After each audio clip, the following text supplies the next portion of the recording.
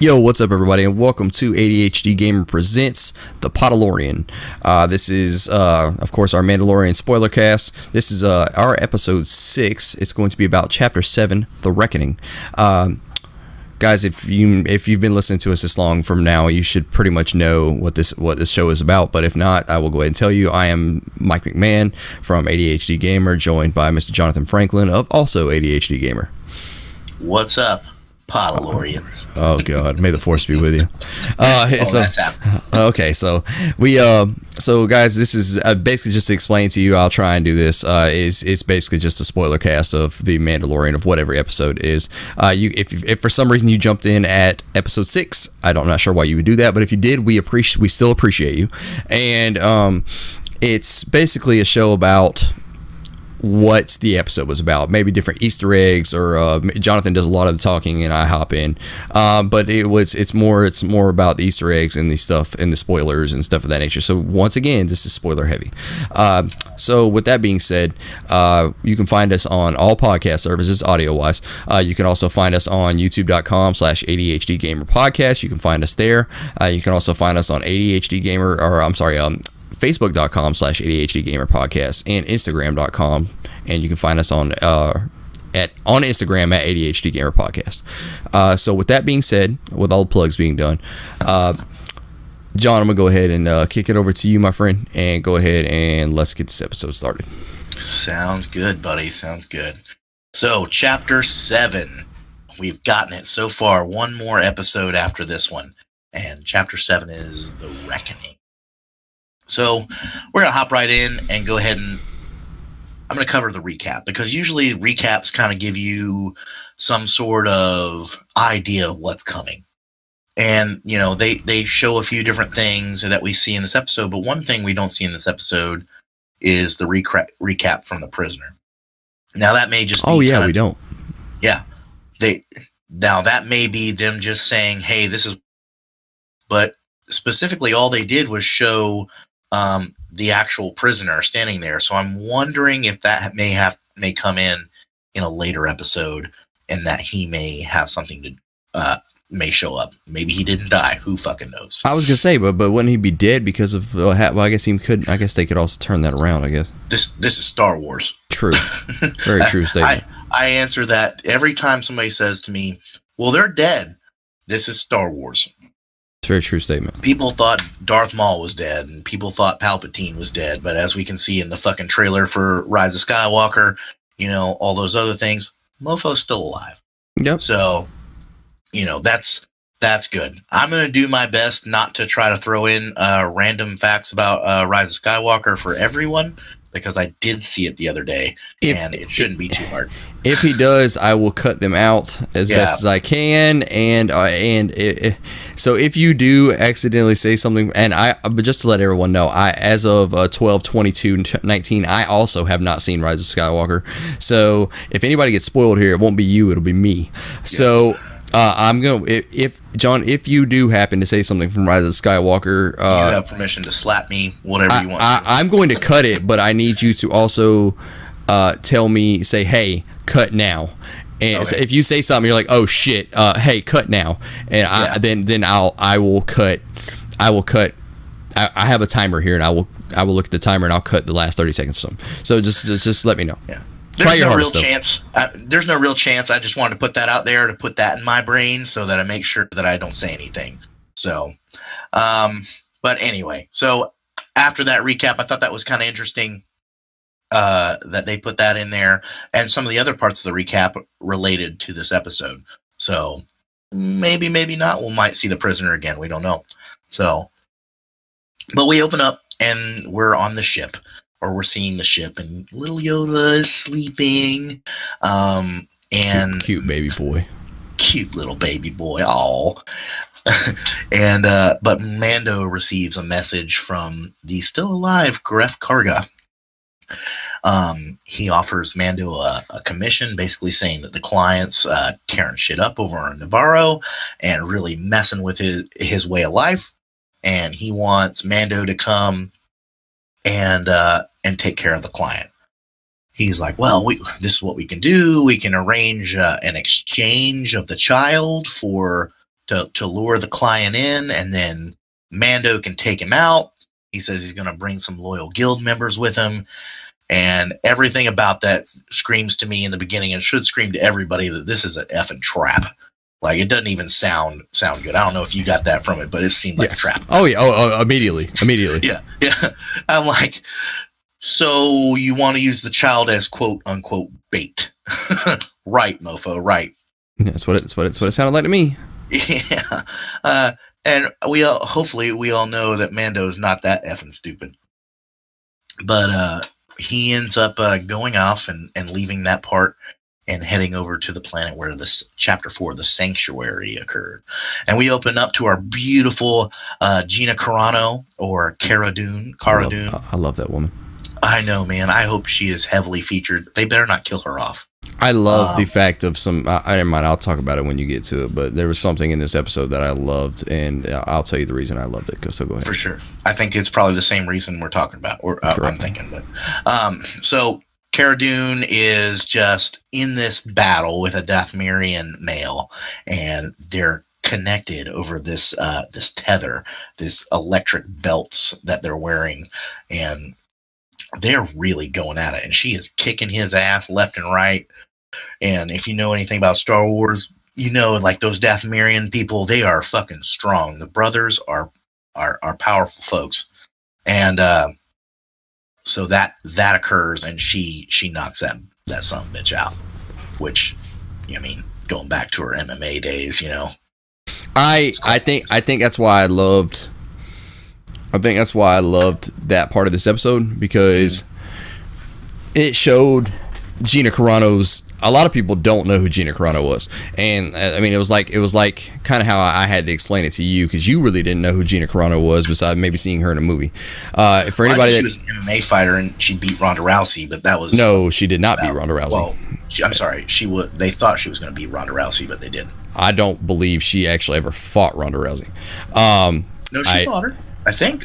I don't believe so. I'll look that up real quick. I got it. But anyway, so what I was trying to say was, I like that they showed her MMA ability, because Gina Carano was undefeated at one time. Gina Carano was the Ronda Rousey of MMA at one time. She was Ronda Rousey before Ronda Rousey was Ronda Rousey. She did not fight Ronda Rousey. She was undefeated up until she fought the I'm pretty sure as a transsexual Chris Cyborg. Chris Cyborg beat the living dog shit out of Gina Carano. I remember that fight, and I almost cried because I love that woman. And that's how that went. But anyway, that's MMA stuff. But I love the fact that they put that in there, because her fighting skill is amazing. If you go back and watch her fights actually in the octagon, the woman is amazing with the things that she can do. So you should really look at it and check her out. But anyway, I like that they showed her fighting skill, and this is what I was trying to go with that. I've never seen her fight, but I mean, you see her in Deadpool and all this other stuff, and right.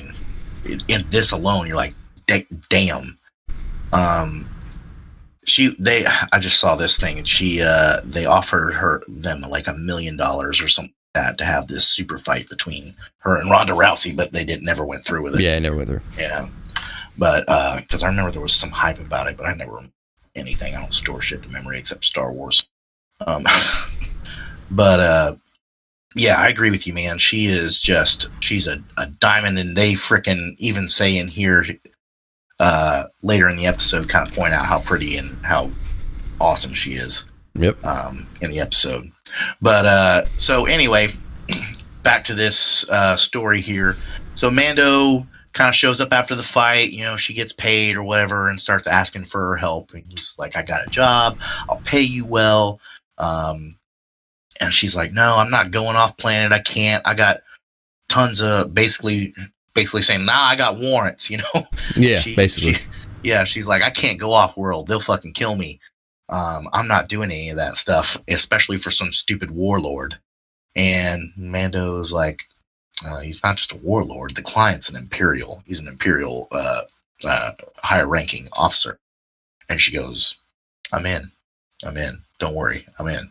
So she joins his group to go fight Karga and do their whole thing. And they start flying off, and they get back in the ship. And Mando's like, "Here, come look at my weapons locker. Pick what you need to." And they start having a little conversation. And Mando starts talking about, like, I don't really trust Karga. Surprise, surprise, go figure. And they're kind of bantering back and forth. And then the ship starts freaking out, and lights are flashing and all this other stuff. And they pan over to the yodeling, trying to steer the stick and steer the ship, and just trying to pretend like he's his dad. Obviously they're pushing this whole Mando is daddy. Which I do like. I do like that they are. That's one of my favorite themes. I love that theme, especially like the lone dad. I know you relate to this as well. The all of a sudden parent and taking on that role, and both of them loving each other and so forth. So that's a real heartwarming good thing. I'm glad they added that theme. But Cara Dune says in there that they need somebody to watch this little thing because it's going to cause trouble. They stabilized everything, and it was all because little yodeling was playing around trying to be like dad.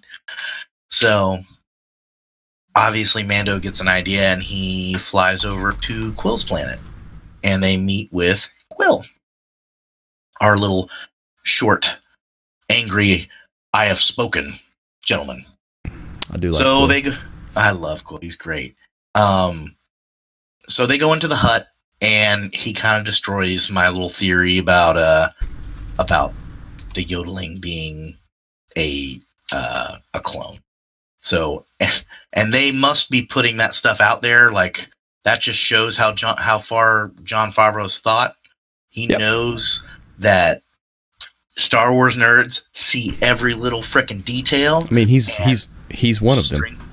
Yeah, I mean, he is. He's one of them. So amazing part. I think he should have done the trilogies. Like, anything that involves a major Star Wars event, he needs to be in charge of it.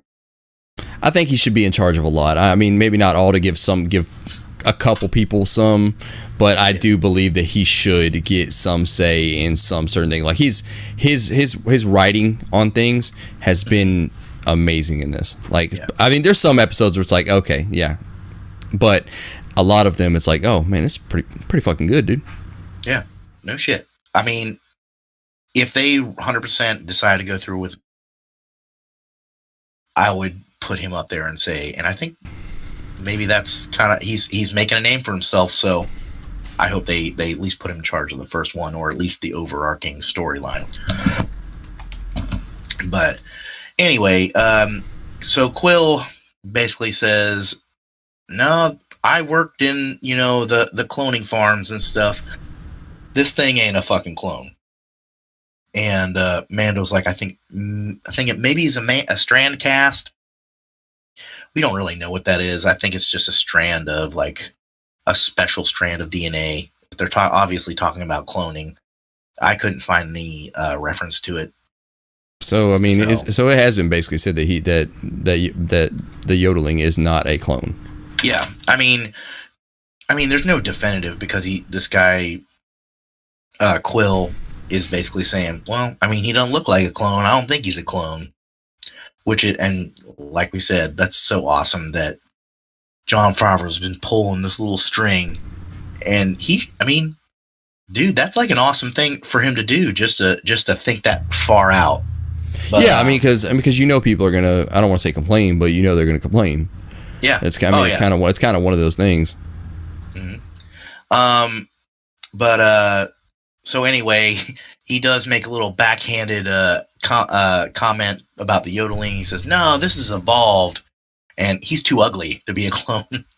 So look at all them wrinkles.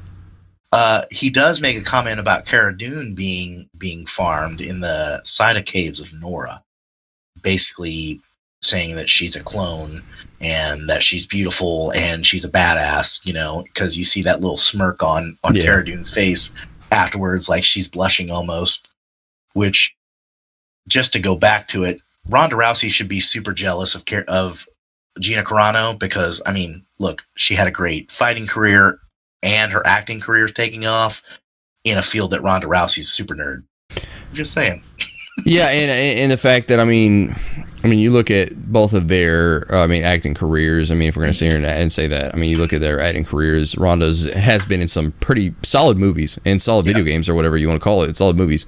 But her acting is not great.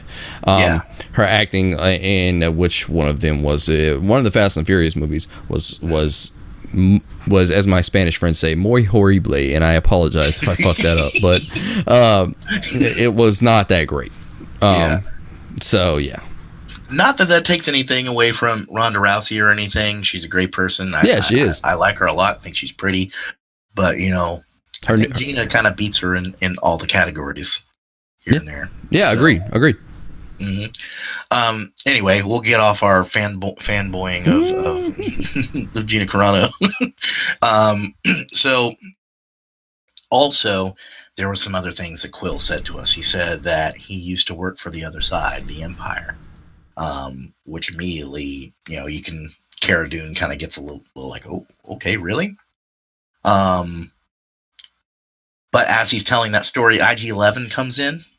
And everybody just starts pulling up their guns and getting all pissed off. And Quill tells the story of how he found IG-11 after it had been left. And for some reason, I knew that was going to happen. For some reason, I knew that was not the last time we were going to see IG. There was something. You said it. I think you said it in the episode. I think I did. There was for some reason, like when he killed IG, and Mando felt like shit, and you see him walk away, and I'm like, that's not the last time you're going to see him. There's going to be another time. They put a lot of effort into him being a likable character in the beginning in the episode. So I mean, you were spot on with that. So I think. Well, I don't think anymore. It definitely happened. He's a good character. And I think he's going to play a role in the future episode. A big one. So anyway, basically Quill reprogrammed him, get stuff, and it also explains a little bit about how droids are programmed and things like that, because he had to teach him how to walk, how to do things. You see him like fumbling around like a little child. It was almost like for the first time. It was almost like teaching a paraplegic how to redo life, like kind of thing. I mean, you see the stories all the time about paraplegics, and I don't want to say paraplegics because I could be getting that wrong, but people that like lose feelings in their leg, but for some miraculous reason they get it back, and they got to reteach them how to walk. And that was a cool little thing you've seen in this episode that I liked. Yeah, that was really interesting, and it does tell us that droids we automatically assume that droids are just programmed to work a certain way, and that's probably still true. But the fact that he had to learn how to use his parts again, maybe Quill didn't have the access to the programming to make him work, or maybe whatever, but we do know now that droids can learn by doing. Mm-hmm. So, sorry, got a little bit of cold. Keep coughing. So we do see some funny parts where he's like trying to move boxes, and he just drops the box on the ground on top of some little squirrel-looking rat thing, which is hilarious. And Quill's like, "No, geez." So we go on from that.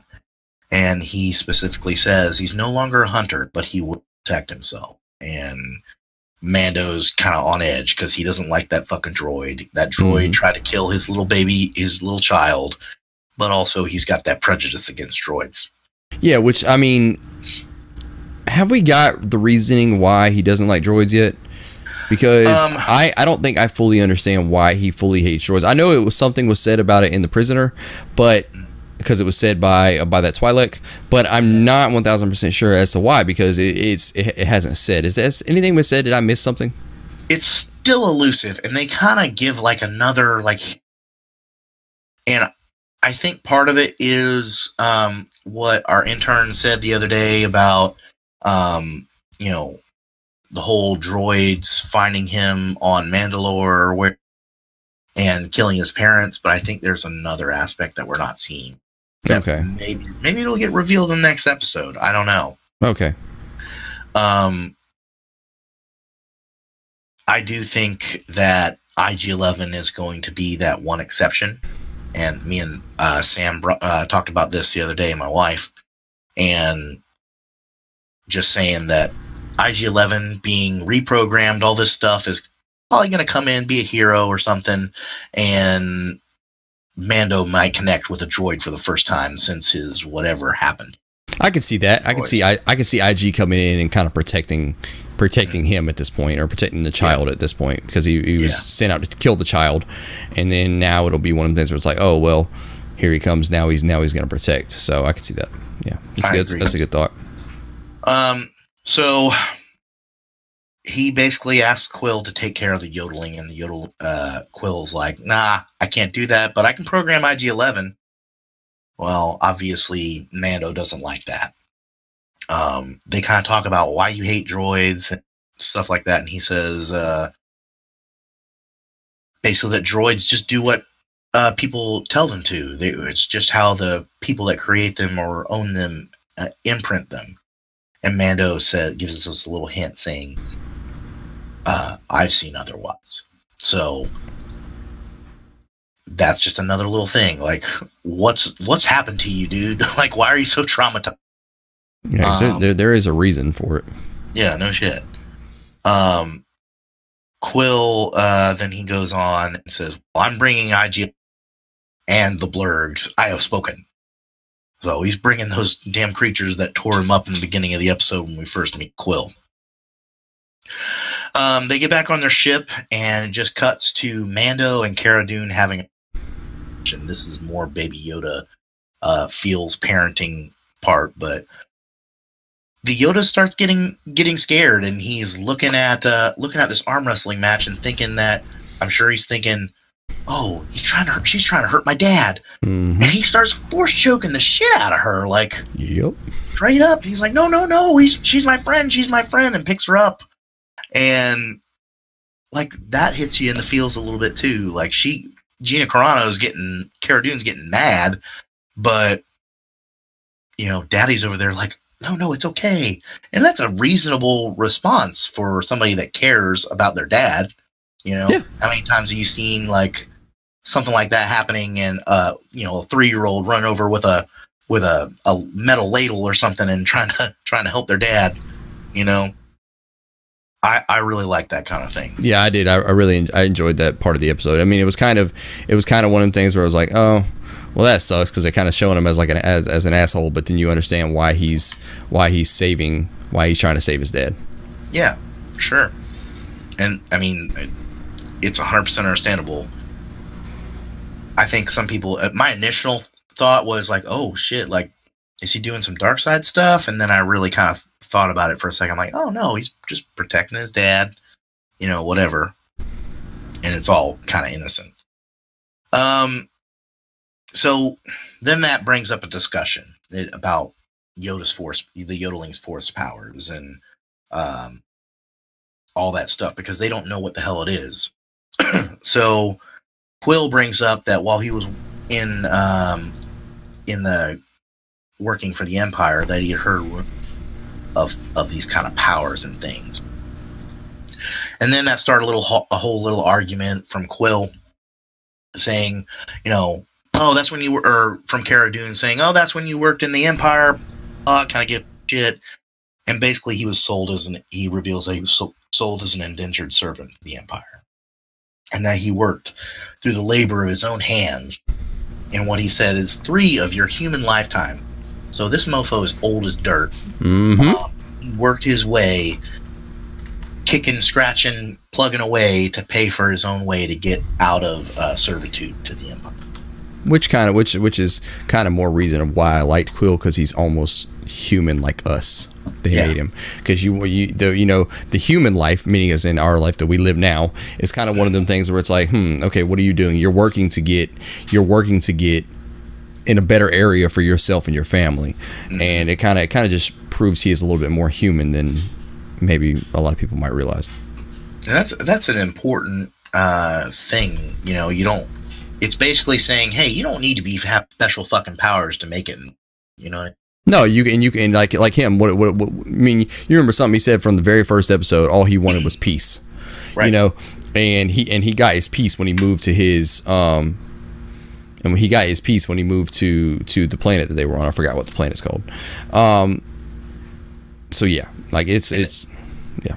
Everybody can attain it, you know, if they work hard.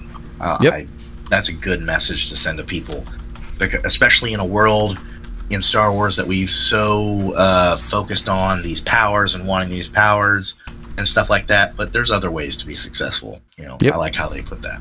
I did too. So basically, Quill kind of makes a backhanded comment on Cara Dune because Mando asks him to make the bassinet a little more comfortable for Beta Yoda and all this jazz. And he says, I'll show her I'll do it with my own 2 hands with the labor and show you how I got worked my way out of the Empire. Mm-hmm. And then they start heading over toward Navarro. And they start talking about Mando and Cara Dune start talking about Navarro and what had happened. She kind of reveals that a lot of rebels died in battles on Navarro because, you know, the city's kind of sunk in, it's heavily defendable. And she says that the Empire stayed in control until the end of the war. I feel like that's super important because maybe some shit's been going on this planet for a lot longer than they get credit for that nobody else knows about. This probably could be like a hidden facility, and based on what we see on later, I think that gives it a lot more credence to that thought. And Mando makes one little comment to her about IG-11. Says, under no circumstances that droid leave this ship. I think obviously he's going to leave the effing ship. You don't say, he's not going to leave the ship, and then, well, yeah, he's going to leave the ship. So then we go and we land on the Gref cargo with 3 bounty hunters with him waiting, and the 3 of them, Quill, Mando, and Cara Dune, riding blurgs just to get out there and have this conversation. So Gref tries to get Cara Dune to stay in the ship, and because Jawas are out and they'll try to burn the damn ship down or whatever, which is another big red fucking flag. Oh, you want the super strong, badass shock trooper to stay in the ship? Not so much. Sounds like a trap. And Cara notices that. Oh yeah, for sure. And they also start talking about her tattoo on her little armband thing that she's got wrapped around her arm, and how that's a symbol of the drop troopers and stuff like that, and how she might get noticed. Mando kind of blows him off like she's coming, period, in the story. Don't care what you got to say. Suck a dick. She'll be coming. Yep. Sorry, bro. So for some weird reason, he's like, yeah, I want to see the baby. And the weird part is Mando actually lets him go see the baby. The weird part is Mando actually lets him pick him up. Oh, yeah. Well, that's what I'm saying. All of that's weird. Like, which I thought was, like, letting him see him, like, he was there, like, is one thing. But then, like, the fact of letting this Joker that tried to kill him actually pick him up is like, okay. I mean, you could have opened the hatch from right there with you. But no, you sent him all the way over to Gref and then let that mofo pick him up. And obviously it made Mando nervous because he started reaching for his blaster. Everybody was super on edge. And he picks him up. He says, he's got a wrinkly ass head, and puts him down. And they seal him up, and they're like, all right, well, we're going to go. It's going to be nightfall soon, so we're going to camp. Why they walk, I don't fucking know. You see some stupid, ugly-looking lava goat thing. I don't know. He had weird bulbous eyes like those that weird fish that you see. You know what I'm talking about? Yeah. from Bad Boys 2, and he's like, I got big fucking eyes. That, yeah. So then they start walking along and going off, and they see them passing all these lava streams, and they set up for camp. So Gref Karga is watching Quill feed him. He says, oh, he must be a carnivore because he's eating meat. Well, they start talking about the plan and what they're going to do when they get to the client, and they kind of just walk through it. It seems really kind of stupid to go over this plan because, honestly, it was super simple. But the client, I'm sorry, I lost my place. Give me a second. So the client, he says that the client travels with 4, at most a fire team. And as they're talking about this, these flying dragon creature, whatever, starts attacking them. And they get this big old shootout and end up taking one of the blurgs and one of his bounty hunters. And then killing the second blurg. We see Mando get attacked, and he's hit. He finally hits something with his frickin' flamethrower for once, and that, I think, scared them away. But we see Gref Karga's injured, and they talk about the poison kind of sucking up into his arm, and it's spreading, and they don't have enough med packs. And here comes little baby Yoda walking up and puts his hand up there and uses Force Heal, which is the first time we've seen a live-action Force Heal. He tried in the beginning, but it didn't work out. Right. Well, this is the first time it actually does happen. Yeah. Yeah. So Gref Karga goes, he's trying to eat me, which made me fucking laugh. I'm like, are you that delirious? All he did was put his damn hand on you, but whatever. Which goes back to that whole carnivore thing. And the little yodeling heals him, and that was kind of it. And then it kind of cuts scenes a little bit to Gref Karga's kind of showing these other 2 bounty hunters his arm, talking about it. Well, they get to the point where all you see in the camera is Gref Karga and Cara Dune and Mando. Karga's kind of in front of them, in a little triangle. Which is a trap, because they're in this goddamn canyon where you don't see anybody. Right. So I think that they knew this was a trap the whole time, because when they're there, it's like, hold on, dude, there's nobody fucking here. Like, we're the only ones here. Like, yeah, this is a fucking trap. Yeah. It is the most obvious trap. Yes. Right there and then. Especially they're set up in that little triangle thing. You're like, okay, and then you see the other 2 bounty hunters pulling out their blasters. And Karga turns around and shoots not Mando and Cara Dune, but the other 2 bounty hunters. And, everybody's kind of on edge for a second. They start having this discussion about what they're going to do. Mando and Cara Dune are like, we should just kill him for a second. But then they decide, oh, okay, well, maybe we'll work together. And basically, Gref Karga says the only reason he did it is because Yoda saved his life, basically. And that changed his heart, which is cool. But then we get to... Then after that conversation, Mando sends Quill to the ship with the child, and they keep the bassinet. So they develop this plan. They're like, we're going to go fuck shit up. And they start heading down to the city, and right in front of the gates are 2 scout troopers leaning against some speeders, which, by the way, my favorite trooper cast. I love the way the scout troopers looked. I've loved them since I was a freaking child. So I was excited to see them, and they're so fucking lazy too. Did you see that? Yeah, they were just chilling out on the speeder bikes, just laid back, like, oh fuck, I gotta get up and work. God damn it, I gotta do shit again. Like, why in the fuck did y'all come here right now? Look at this asshole. And he's just like, let me see your card. Doesn't give a damn about Gref Karga trying to talk up his capture or anything.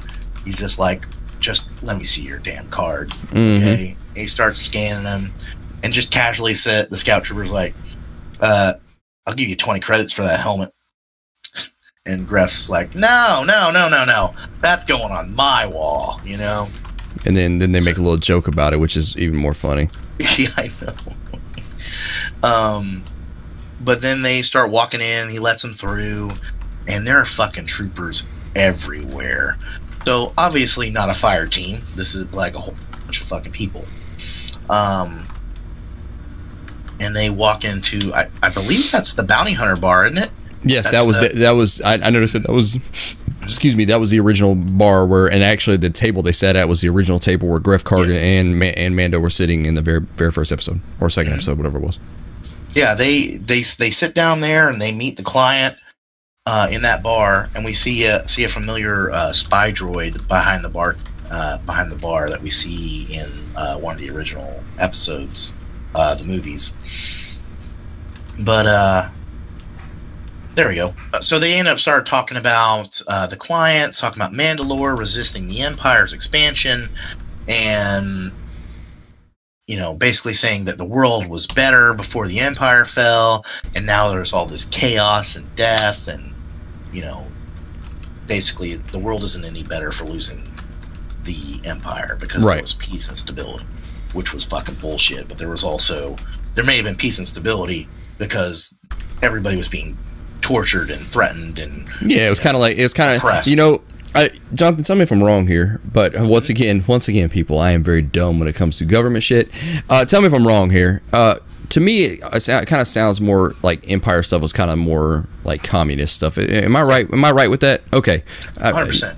Okay. I'm dumb when it comes to government shit, but it kind of sounds like Empire is more of a communistic way, and then the more diplomatic way is more kind of it's kind of more of the Republic, if you will.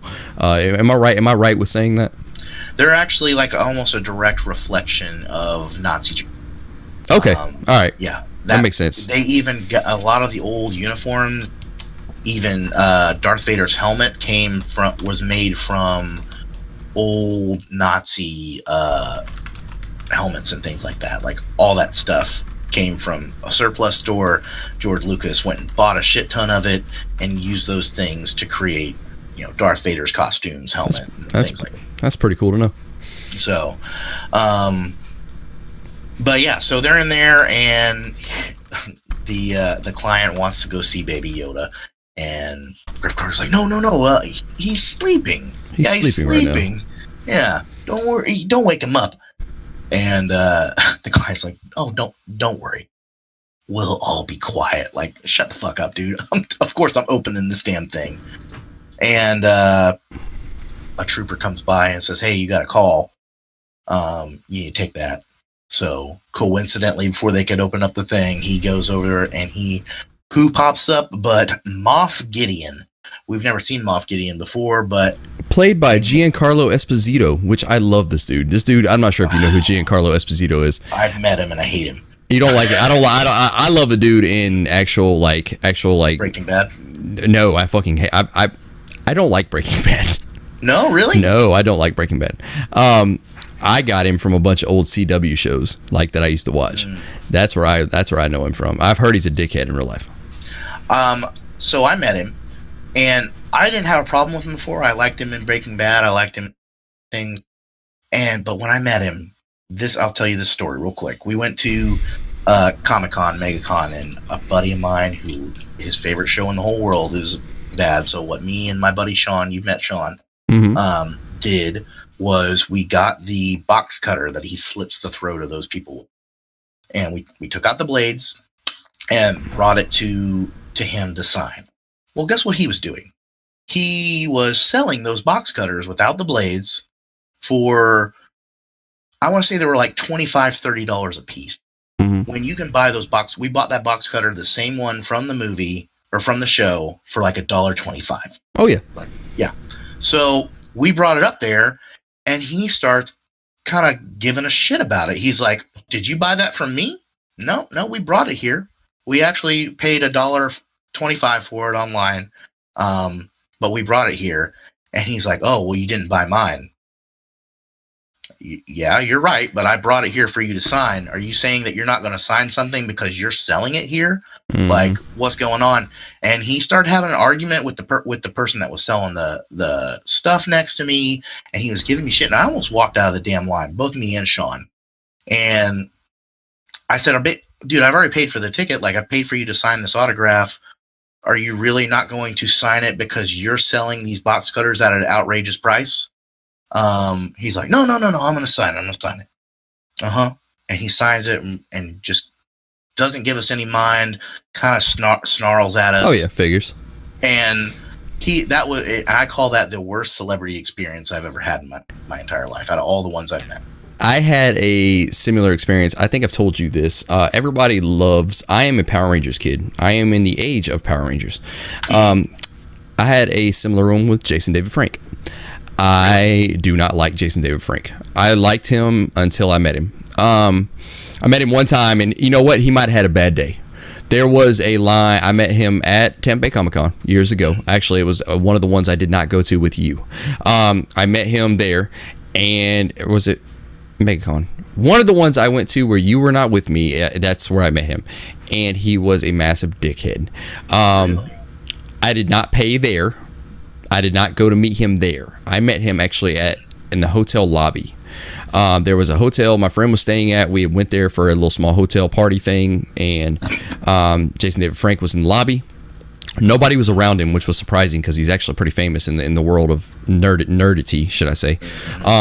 So I just went up to him. I was like, hey man, Jason, hey, it's wonderful to meet you, man. I'm an original Power Rangers kid. I grew up with this. This is what I've been watching you since you were the original White Ranger. I've been watching you since you were original back in the day. Do you mind if I get a picture with you? Not even an autograph, man. I don't even want to pay for an autograph. I just want a quick picture. Can I snap a quick selfie? Oh, no, man, you didn't pay for that. Gotcha. I know what you're about now. I don't want to talk to you no more. And I walked away. No, man, I'll take, and I started talking shit. And my friends are there. And they're like, Mike, just come on, man. So, you know what? I tried to do the adult thing and walk away. And I'm like, you know what, man? Fuck you. And I walked away. And you've ruined my childhood pretty much.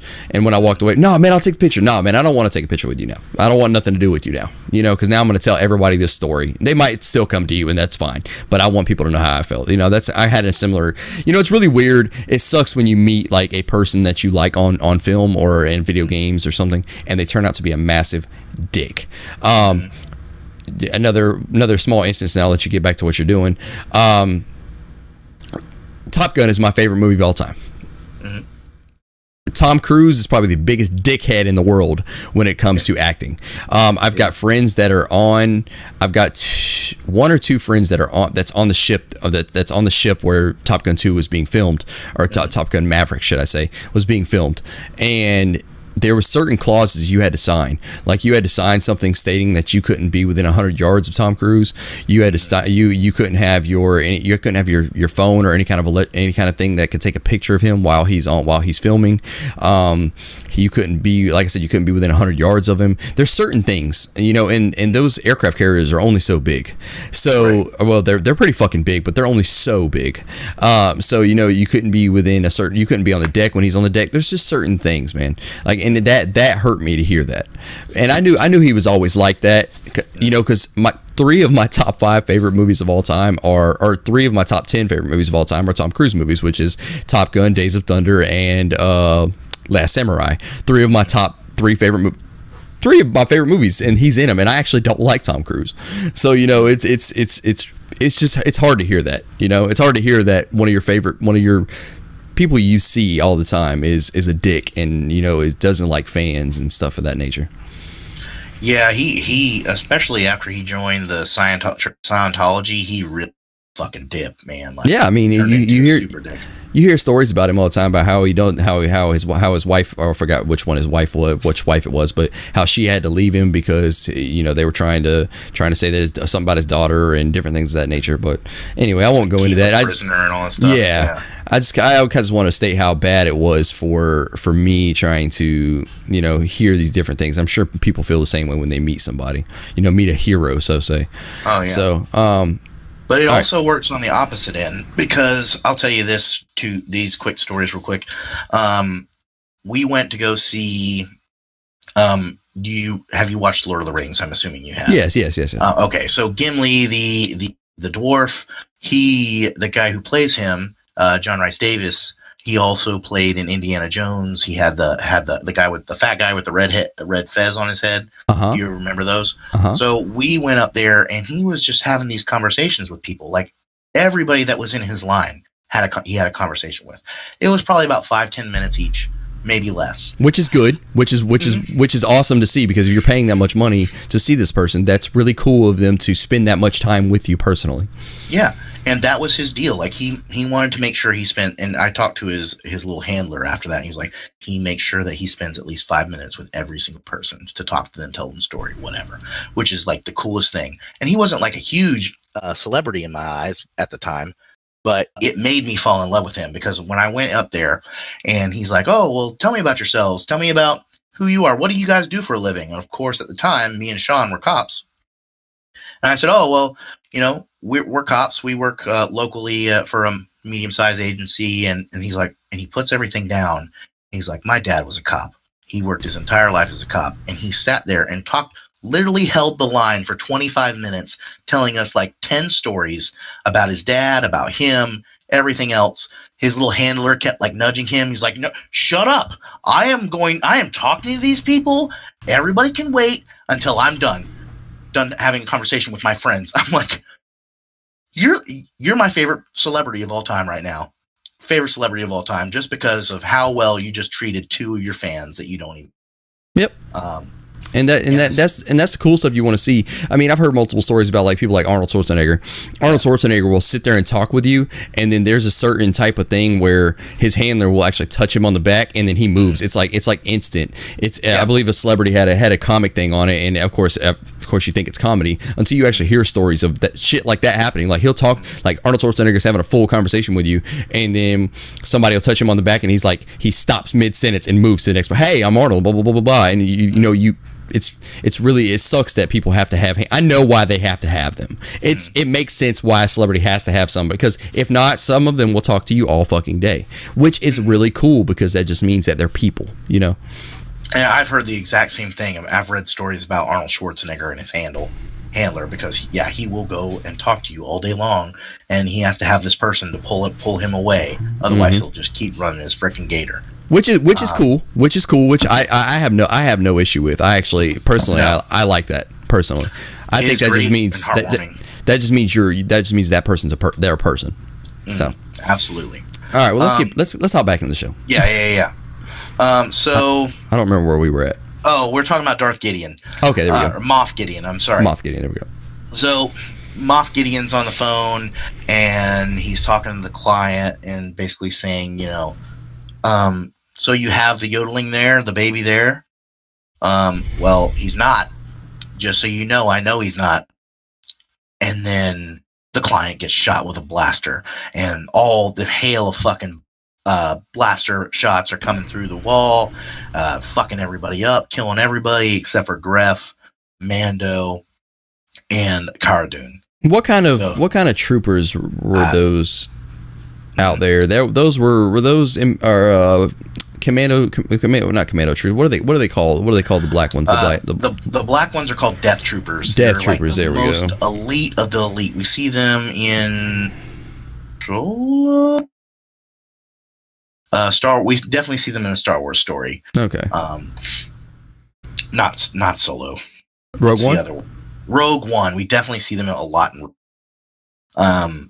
So those are definitely death troopers. They're like the elite of the elite. They really can fuck shit up, and we see that quite easily here. Then we see a troop transport come in the back, and all these freshly clean, all white stormtroopers start flooding out. By the way, this stormtrooper transport, it was actually a toy. It was one of the first canon toys to ever be released. It was created by I don't remember who, but the toy was created and it became canon. They made it on their own, and so this is the first time we're really kind of seeing it in its glory. So they like using toys. Apparently, Jon Favreau likes doing toys. That sounds really weird, but yeah, keep going. So The scout troopers kind of see or intercept a comm from Mando, because Mando's calling Quill, saying, "Hey man, you need to get to the ship. Whatever, we're surrounded." And those scout troopers take off on their speeders after Quill. We do see a really cool thing, because we haven't really before, is the TIE fighter comes in and it lands. And before Disney bought Star Wars, they couldn't land. It was specifically designed that TIE fighters couldn't land. And the reason for that was it made their mass lighter so they could move faster, and also they couldn't have deserters because it was hard for them to get in and out of the ship. And this is the first time we've really seen that it can land, and that it's easy for Moff Gideon to get in and out of. That may be a change in design or whatever. I liked it though. It was a really cool design to see. It was something new. I really liked the way, like, the wings folded and he kind of rose up out of there. That was super, like, it was badass too. I really enjoyed that, just like you. So anyway, then we kind of cut, and they're standing out there. You know, they're in an impossible situation, and they kind of flash back and forth between Quill and the stormtroopers, the scout troopers chasing after him. And some of the last things we see is one of the scout troopers on her speeder bike slides up and scoops up Baby Yoda, and then Quill. It takes a picture of Quill, and he's laying on the ground. He appears dead, and smoke is just coming off of his back from a blaster shot. And then they cut it. So this is kind of a little bit of prediction for me. I think IG-11 is going to come out there and kill those goddamn scout troopers and get Baby Yoda back. And that's a good prediction. Yeah, I think he's probably going to come and save the fucking day. Maybe not. Maybe they'll leave it in a more of a cliffhanger for Baby Yoda to be taken by Moff Gideon, and IG-11 comes and saves Cara Dune and Greff and Mando. But I think IG-11 is going to play a big role, especially since after we left the ship, we didn't see any more of IG-11. And there was a good time period there. So I think that's going to be the linchpin is IG-11, and he's going to play a big role in the next episode. Yeah, I could see that. I could see that being a thing to go. And I mean, the episode sucked because of Quill dying. I mean, Quill's such a cool character, and if he is dead, I for some reason I don't think he's dead. I was about to bring that up. I like you say in Star Wars, nobody's dead until they're fucking somebody says they're dead. Yeah, I don't think he's dead. I personally think it was. I mean, it was sad, but I think it was one of those things where it was just maybe something on his back got shot and he was playing dead. And you know, because I don't think Quill really carried any weapons on him, so there was no way he could do anything to the scout troopers to try and save the yodeling. You know, like you said, I think maybe IG comes out and does something from there, because they were close to the ship and IG was still on the ship. So hopefully you're right about that, because I actually do like that prediction. Maybe IG has got some medical training at this point and does something to revive Quill. I mean, there's a whole world of possibilities. Especially because Quill saved him, so there might be a memory in there of that. So we'll see. I'm really hoping we get something like that though. This episode was freaking awesome. Everything about it, I loved it. I think it's one of the better episodes of the entire season. Yeah, I think whatever we get in the next episode will almost definitely be a cliffhanger of some sort. To get us to keep our Disney Plus series. Keep coming back. I'm really hoping we get something out of it, because I mean the show is amazing. I mean I love the show. There's certain episodes, of course, I don't like, but most of them I do, and I just really hope we get some of it. Like, I really hope we do, because I really hope we get more of it. I hope we get a new episode. I hope we get multiple new seasons, so say, of it, because I mean it's amazing. So with I don't know the stats because I'm going to look it up beforehand. I'm going to look at how many people are watching Mando versus how many people went to Rise of Skywalker on opening day. Yeah. And see where that goes, because I heard that didn't do as well as they were predicting. Is that Rise?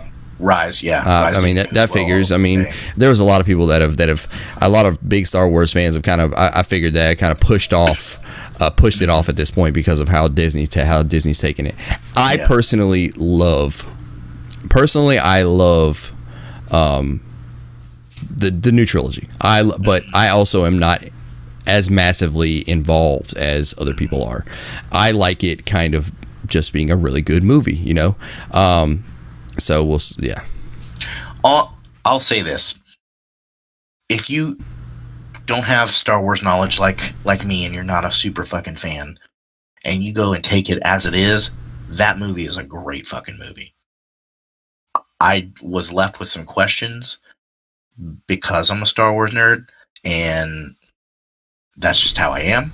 And so I didn't like certain parts of it, but also it's just, I can acknowledge this, that I'm just a super fan and I've got all this knowledge, and I just didn't like the way they took certain parts of it.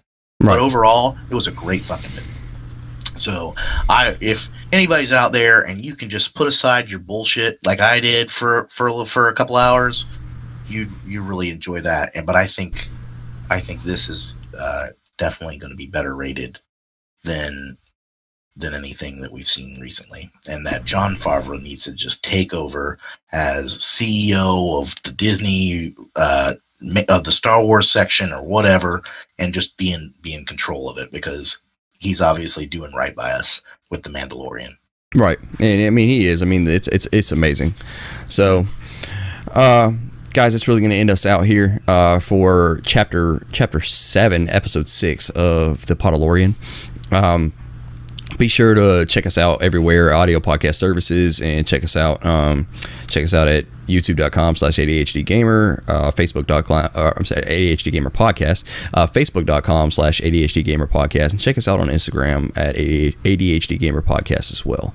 Audio podcast services everywhere, guys.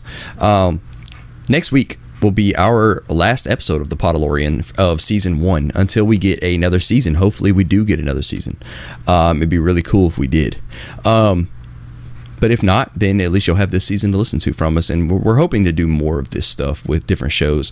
We discussed earlier, we were going to do this with The Witcher because of how big I am in The Witcher, so I would be Jonathan in this situation and discussing and doing the changes of the books and things of that nature. But I don't think we're going to do that too much. If you do want that, please leave us some comments, and maybe we will do it. But guys, thank you for watching this very wonderful episode of the Podalorian. Jonathan, do you have anything else to say? Not much. Just thanks for listening, Podalorians, and may the Force be with you. Of course she will. So, guys, thank you for listening. Thank you for paying attention to us, and thank you for all the people that actually listen to us every week. We really appreciate it. We don't have a lot, but for those of you that we can tell from analytics, we really do appreciate. Next week, guys, like I said, will be our last episode, so we'll talk more about that next week. Podalorians and all the ADHD gamers and things that listen to us, people that listen to us, we really appreciate you, and you guys have a wonderful week, and Merry Christmas and Happy Holidays to the rest of you. That's right. All right, guys. See you later.